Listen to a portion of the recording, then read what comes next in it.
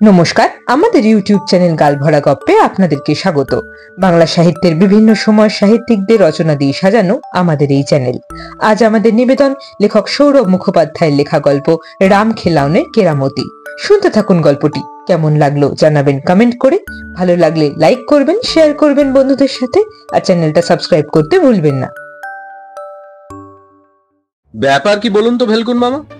অবাক গলায় টিকলু বলল, বাড়িতে ক্রীড়া সংগ্রহশালা গোছের কিছুটা বানাচ্ছেন নাকি? প্রশ্নটা আমার আর পল্টুর মনেও ভুরভুরি কাটছিল। হঠাৎ করে আজ সকালে ভেলকুন মামার জরুরি তলব পেয়ে আমরা তিনজন একটু আশ্চর্যই হয়েছিলাম, কিন্তু মামার বৈঠকখানা কাম গবেষণাগারে পা রেখে পুরো হতভম্ব হয়ে গিয়েছি। ভেলকুন মামা তার নানা রকম বিদঘুটে বৈজ্ঞানিক কাণ্ড কারখানা নিয়েই থাকেন, তাই এতদিন জেনে এসেছি। খেলাধুলো নিয়ে এত মাতামাতি কবে থেকে শুরু হলো? এই 13x10 চিলতে ঘরে আর লাগো একফালি বারান্দায় রাজ্যের খেলাধুলার সরঞ্জাম জড়ো করেছে।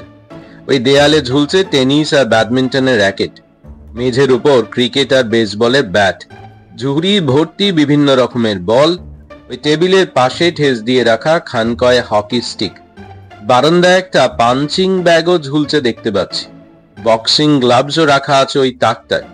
সব মিলিয়ে বিস্ময়ের ধাক্কাটা বেশ জোরালো। আমাদের বোকা বনে যাওয়া চোখ মুখগুলো বেশ তাড়িয়ে তাড়িয়ে দেখছিলেন ভেলকুন মামা। ভালো নাম একটা আছে বটে মামার, কিন্তু সেই হাফ প্যান্ট পরা বয়স থেকে নানান ভেলকি দেখিয়ে আসছেন বলে কিম্ভূত ডাকনামটাই পার্মানেন্ট হয়ে গিয়েছে। ব্যাপারটা নিয়ে কিঞ্চিত আত্মপ্রসাদ উপভোগ করেন ভদ্রলোক। টিকলুর বিস্মিত প্রশ্ন শুনে চোখ দুটো আধ বোঝা হয়ে গেল তার। চেয়ারে হেলান দিয়ে দুলে দুলে হাসলেন একটু, তারপর আমার আর পল্টুর দিকে তাকিয়ে বললেন, তোমাদের তোমাদের কি মনে হচ্ছে শুনি? সম্ভবত আপনি খেলাধুলার বিবর্তন মানে এভলিউশন নিয়ে একটা রিসার্চ করছেন। পল্টু দুর্দান্ত একটা আন্দাজে ঢিল ছুড়ে দিল। হলো না। দুলুনি ছন্দেই মাথা নেড়ে আমার দিকে ফিরলেন মামা। এবার শত দল বলো দেখি। মরিয়া হয়ে বললাম, এই স্পোর্টস গুলোকে আরো কিভাবে উন্নত করা যায়, মানে ওই সায়েন্টিফিক্যালি। ডাহা ফেল।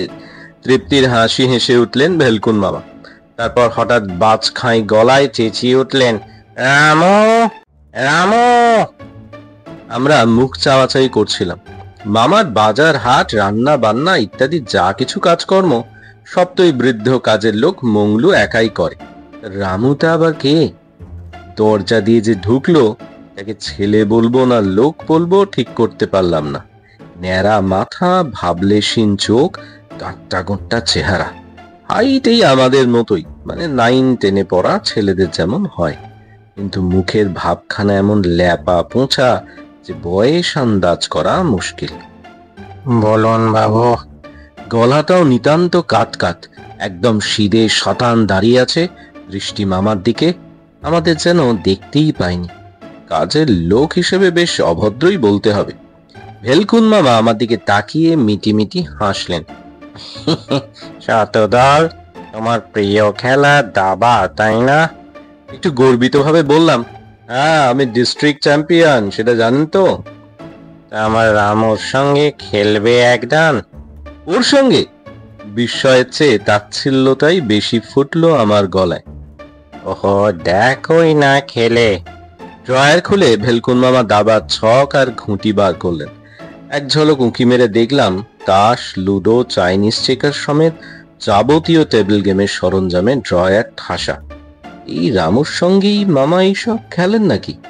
ঘুঁটি সাজিয়ে ডাকলেন মামা, এসো রামু, আমাদের শতদল বাবুর সঙ্গে একটু খেলো তো দেখি। পরের 5 মিনিটের মধ্যে অনূর্ধ্ব 16 ডিস্ট্রিক্ট দাবা চ্যাম্পিয়ন শতদল বসুর অহংকার ধূলিসাৎ হয়ে গেল। 5টা চালেই আমাকে মাত করে দিল রামু নামের ওই কাজের লোকটি। পৌরুষে ঘা লাগতে আবার একদান খেলবো বললাম, না বললেই ভালো হতো। এবার 2.25 মিনিটেই মেট। বাকরুদ্ধ হয়ে বসে রইলাম। ভেলকুন মামা আরেকটু রহস্যের হাসি হেসে পল্টুর দিকে ফিরলেন। এই তুমি ফাস্ট বোলার তাই না? দেখো তো রামুকে 1 ওভার বল করে। ঠোঁট উল্টে হাসলো পল্টু।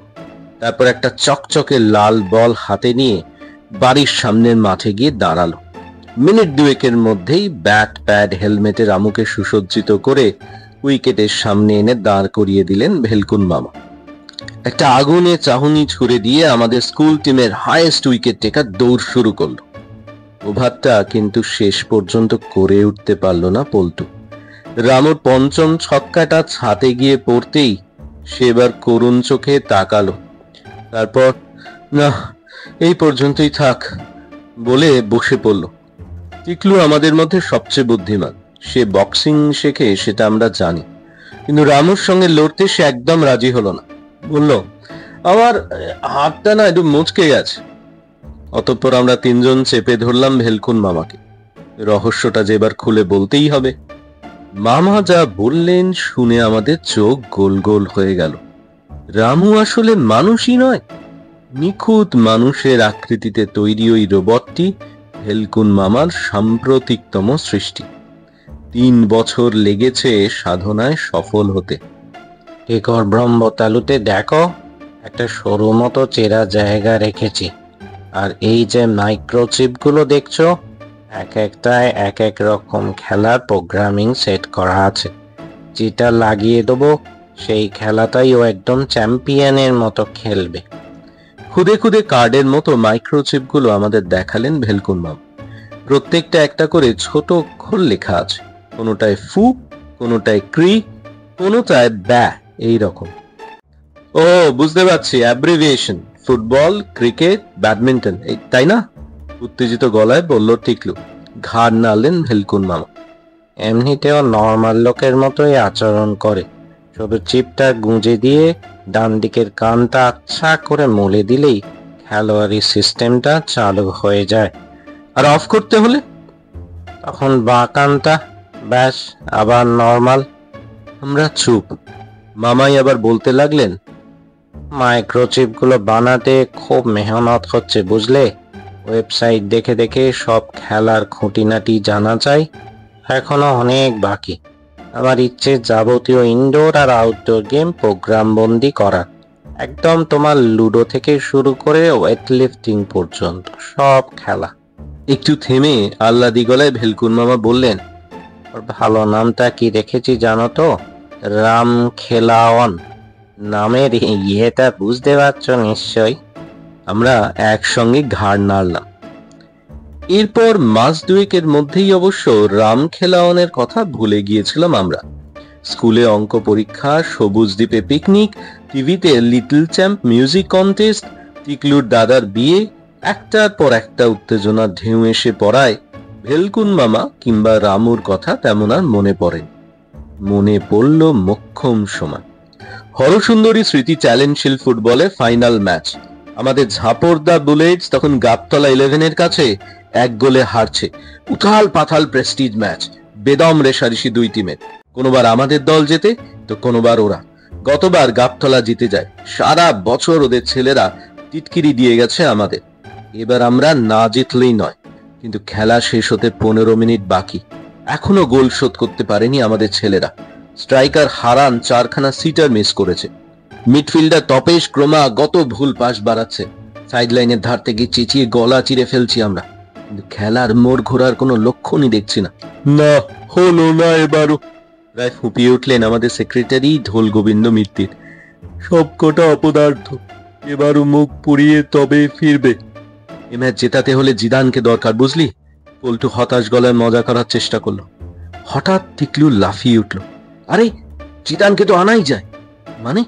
আরে ভেলকুন মামার ওই রাম খেলাওয়ানকে মনে নেই? ন্যাড়া মাথায় একটা ফুটবলের চিপ গুজে দিলেই বিলকুল জিদানের খেল দেখিয়ে দেবে। আইডিয়া, চেঁচিয়ে উঠলাম আমি। আর দেরি নয়, এখনো সময় আছে। টিকলু তড়িৎ গতিতে সাইকেলে উঠে পড়েছে। প্যাডেলে চাপ দিতে দিতে বলল, তোরা ঢোল গোবিন্দ জ্যাঠাকে 2-4 কথা একটু ব্যাপারটা বুঝিয়ে রাখিস। আমি রামুকে নিয়েই ধা করে চলে আসছি। 5-7 মিনিটও যদি খেলে দিতে পারে ব্যাস। শেষ বাঁশি বাজার ঠিক 6 মিনিট আগে তীর বেগে এসে পৌঁছলো টিকলু। রডে রামু বসে। আমরা জয়ধ্বনি করে উঠলাম। টিকলু হাঁপাতে হাঁপাতে বলল, ও মাইক্রোচিপ লাগিয়ে দিয়েছেন রে মামা। ড্রেস পরিয়ে কারুর জায়গায় একটা নামিয়ে দে তাড়াতাড়ি। হারানকে তুলে নিয়ে রামুকে নামানো হলো। সাইড লাইনের ধারে নিয়ে গিয়ে রামুর ডান কান একটা মোক্ষম পাক দিয়ে ছেড়ে দিলাম আমরা। পল্টু চেঁচিয়ে বলল, খেল দেখিয়ে দাও রাম, খেলাওন। ধীরে সুস্থে বেশ গদাই লস্করি চালে হেঁটে বিপক্ষের পেনাল্টি বক্সের দিকে এগিয়ে চলেছে রামু, অনেকটা জিদানের মতোই যেন। আমরা অধীর আগ্রহে অপেক্ষা করছি, শুধু পায়ে বল পড়ার অপেক্ষা। হ্যাট্রিক, হ্যাট্রিক হবে কি বলল পল্টু।